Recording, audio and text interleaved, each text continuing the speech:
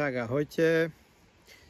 U nás doma sme si zase raz zaspomínali na jednu peknú rozprávku. Neviem, či poznáte Není krong ako krong.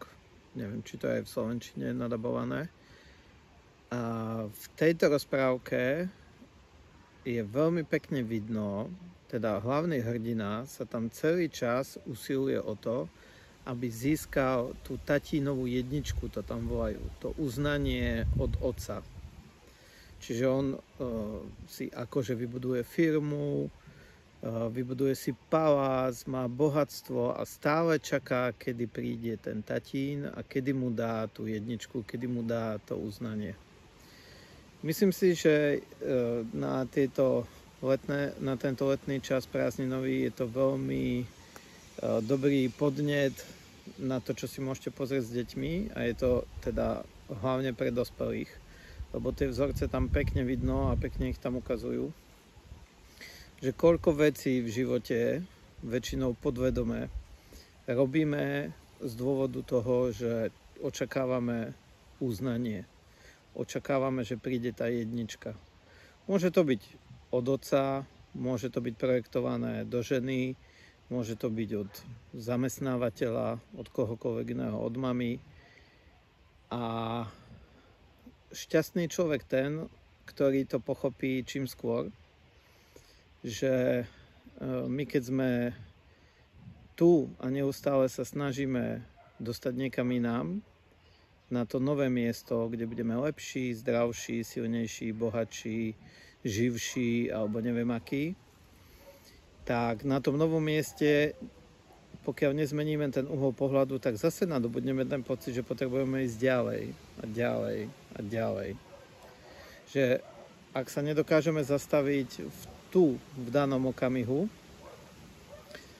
uvedomiť si, čo sme, dať sami sebe to uznanie, dať sami sebe tú pomyselnú jedničku a byť proste spokojný s tým, čo máme, tak tento pocit nepríde ani potom, keď vybudujeme ešte ďalšiu firmu, alebo keď niečo dosiahneme, alebo keď budeme mať väčšie svaly, alebo prídeme na dovolenku. To všetko sú krátkodobé potešenia, ktoré prirodzene každý z nás chce, lebo my sme tak akoby modelovaní ľudia, že potrebujeme dosahovať stále niečo, potrebujeme mať nejaký cieľ, nejakú víziu, za niečím ísť, lebo potom je to ťažké, lebo keby sme nemali žiadny cieľ a žiadnu víziu, tak nemáme nič.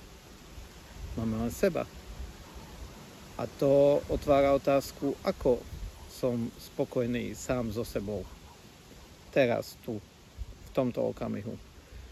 S touto rodinou, s touto ženou, s týmto telom, s týmito peniazmi, s týmto zdravím, s čímkoľvek, čo mám.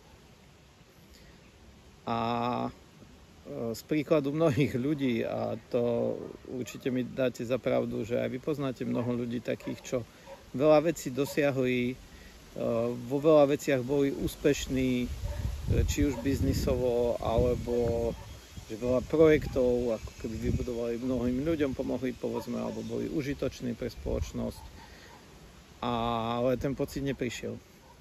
A sú na tom presne tak isto, ako tí, čo nedosiahli nič, a tiež niektorým ten pocit nepríde. Takže z môjho pohľadu je úplne jedno, v akej situácii sa nachádzate. Je úplne jedno, čo ste doteraz dosiahli, pokiaľ nedokážete tu, teraz, v danej chvíli, v danom čase, v danom rozpoložení uznať sám seba a byť spokojný s tým, čo je. To je alfa, omega, podľa mňa úplne všetkého. To je učenie, ktoré ani nie je vlastne učenie, to je proste len život. Že všetko, čo potrebujeme k dobrému pocitu, už máme. A všetko, čo príde ďalej, tak príde ako bonus. A zase môžeme byť len spokojní. Ešte horšia varianta by bola, keď niekto iný od niekoho očakáva, že bude už tam. Hej? Že žena očakáva, že muž už bude taký alebo onaký a vyvíja určité tlaky a dáva mu to najavo, že ešte nie je dosť. On sa potom zdúva alebo sa mu zapínajú rôzne veci, že ho nie je dosť. Ale za to tá žena nemôže. Ona robí proste najlepšie, čo vie a skrátka, keď ju to tak vedie, keď si nevie pomôcť inak, tak proste bude tlačiť na toho muža. Ale za svoje pocity, za svoje šťastie, za svoju spokojnosť sme zodpovední každý sám. Každý sám, keď pochopíme, že nie je kam ísť, nie je čo dosahovať pre ten pocit spokojnosti. Áno, prirodzene každý budujeme, každý chceme mať dom, auto, chceme ísť na dovolenku, ale nie preto, aby sme boli už konečne šťastní alebo aby to už konečne prišlo. Je to len ako bonus, ktorý si môžem dopriať, môžem si ho užiť, ale nie je podmienkou toho, že mi to prinesie to, čo očakávam, že už konečne niečo budem mať.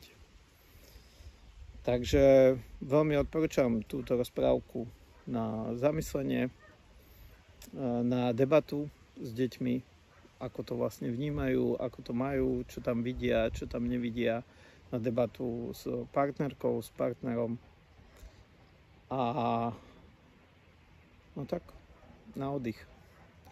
Takže ja vám prajem, aby ste sa hneď teraz tu, v tejto chvíli, kde ste, dokázali zastaviť a dokázali nadobudnúť ten pocit spokojnosti, pohody, aby ste si dokázali dať sami tú tatinovú jedničku, ktorá bola tak pekne vykreslená v tej rozprávke.